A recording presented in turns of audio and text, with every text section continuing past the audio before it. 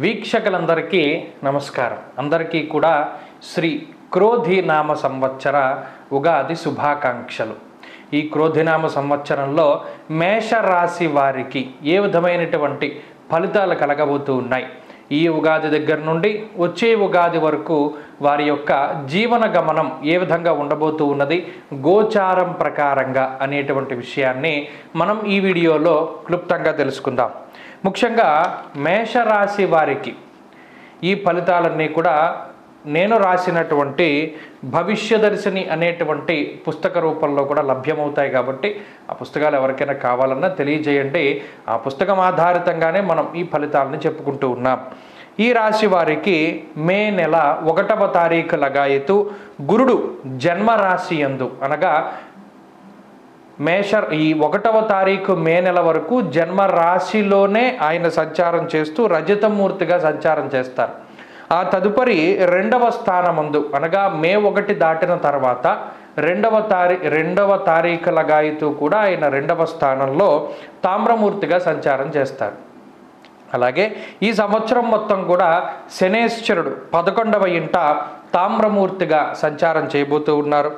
రాహుకేతువులు ఈ సంవత్సరం మొత్తము కూడా 12, 6వ స్థానాల్లో తామ్రమూర్తిగా సంచారం చేస్తారు. అలాగే ఈ సంవత్సరంలో ఈ రాశి వారికి ఆనందదాయకమైనటువంటి సమయం ఉంటుంది. దీర్ఘ సంచార గ్రహాలలో గురువు అలాగే శనేశ్వరుడు ఈ 2 గ్రహాల తాలూకు అనుకూలతల వల్ల అటు ఆర్థిక లాభము అలాగే కుటుంబంలో అభివృద్ధి కూడా జరగడానికి అవకాశం ఉంటుంది. రాహు 12వ స్థానమందు సంచరించడం వల్ల కొంత దోషమున్నా కూడా మిగిలిన గ్రహాల వల్ల శుభ ఫలితాల వల్ల ఈ రాహు యొక్క దోషం అనేటువంటిది కూడా కొంత తొలగడానికి అవకాశం ఉంటుంది. అయితే ఈ రాశి వారికి ఈ సంవత్సరంలో మే నెల 2వ తారీఖు లగాయతు 1 సంవత్సరం పాటు ఉండేటువంటి గురువు 2వ స్థాన సంచార శుభ ఫలితాల వల్ల మనస్సౌఖ్యం యశోవృద్ధిం సౌభాగ్యంచ ధనాగమ అనేటువంటి శాస్త్రవచనం ప్రకారం కుటుంబము సంతోషకరంగా ఉంటుంది. కుటుంబ అభివృద్ధి అనేటువంటిది కనబడుతూ ఉన్నది. అలాగే శుభ కార్యక్రమాలు జరుగుతాయి. సంతానానికి సంబంధించినటువంటి పురోగతి ఉంటుంది. కాంట్రాక్ట్ ఉద్యోగాలు ఇవన్నీ కూడా పర్మనెంట్ని పొందేటువంటి అవకాశాలు ఉన్నాయి. కాంట్రాక్ట్ ఉద్యోగాలు ఎవరైతే చేస్తూ ఉన్నారో వారందరూ కూడా స్థిరమైనటువంటి ఉద్యోగాలు, ప్రభుత్వ ఉద్యోగాలు పొందడానికి అవకాశం ఉంటుంది. అలాగే సత్సంతాన సౌభాగ్యాన్ని ఈ గ్రహస్థితి ఇస్తుంది. అనగా వంశాభివృద్ధి జరగడం, సౌభాగ్యం అభివృద్ధి చెందడం లాంటి అంశాలు ఈ సంవత్సరంలో చూడవచ్చు. నూతన వస్తు వాహనాల యొక్క కొనుగోలు చేస్తారు. బంగారు ఆభరణాలు, గృహాలు, స్థలము వంటి వాటిని కొనుగోలు చేయడానికి ఈ సంవత్సరంలో మేషరాశి వారికి అవకాశం ఉన్నది. అలాగే వ్యాపారంలో లాభం కలుగుతుంది. కొత్తగా వ్యాపారాలు ప్రారంభించే వారికి కాలం కలిసి వస్తుంది. వంశపారంపర్యంగా వ్యాపారాలు చేసేటువంటి వారికి కూడా అనుకూలంగా ఉన్నది. అలాగే వ్యాపార విస్తరణకి, కొత్త వ్యాపారాలు ప్రారంభించడానికి కూడా ఈ గ్రహస్థితులు చాలా శుభ ఫలితాన్ని ఇస్తూ ఉన్నాయి.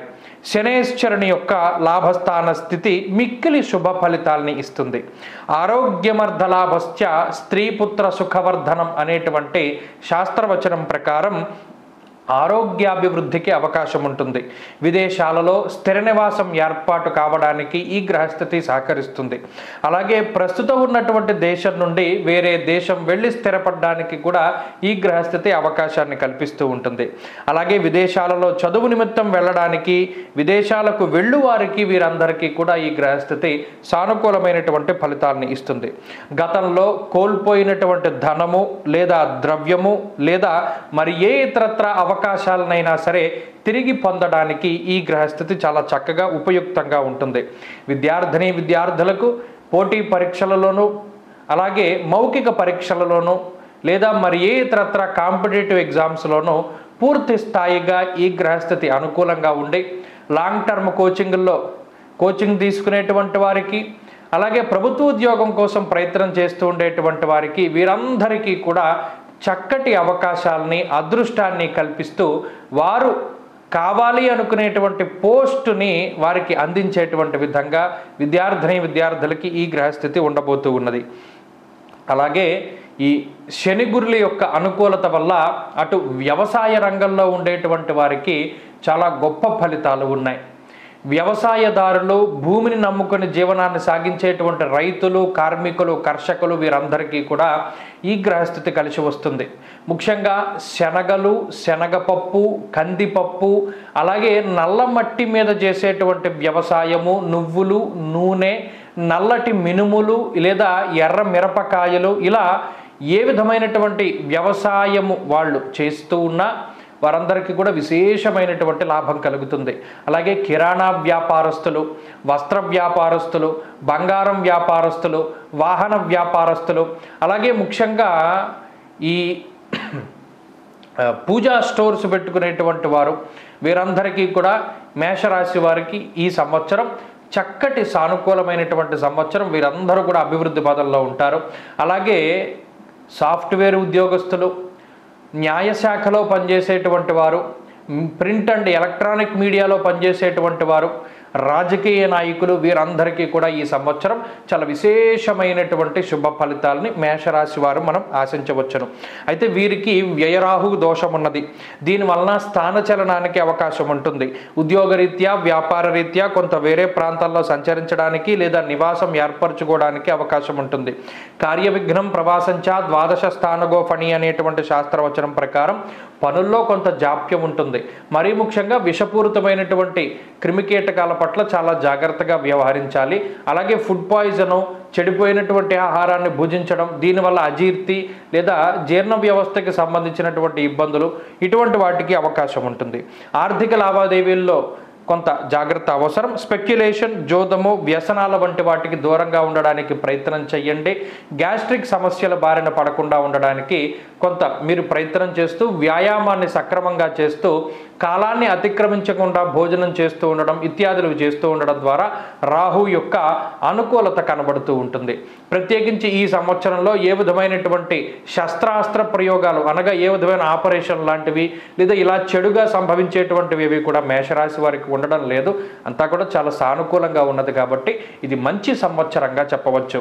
ఈ సంవత్సరంలో వీరికి ఆదాయము 4, వ్యయం 3, రాజ్యపూజ్యం 8, అవమానం 14. అయితే ఈ సంవత్సరంలో మరింత అనుకూలమైనటువంటి ఫలితాలని సాధించడానికై ప్రతినిత్యము కూడా దేవీ ఖడ్గమాల స్తోత్రాన్ని పఠిస్తూ ఉండడం చెప్పదగినటువంటి సూచన. అలాగే ఆదివారం నాడు కేజింపావు మినుములు దానం చేస్తూ ఉండడం ద్వారా కూడా మంచి ఫలితాలను పొందగలుగుతారు. ఈ సంవత్సరం మొత్తం మీద ఆరాధించవలసినటువంటి దైవం దుర్గాదేవి, లలితా త్రిపుర సుందరి అమ్మవారు.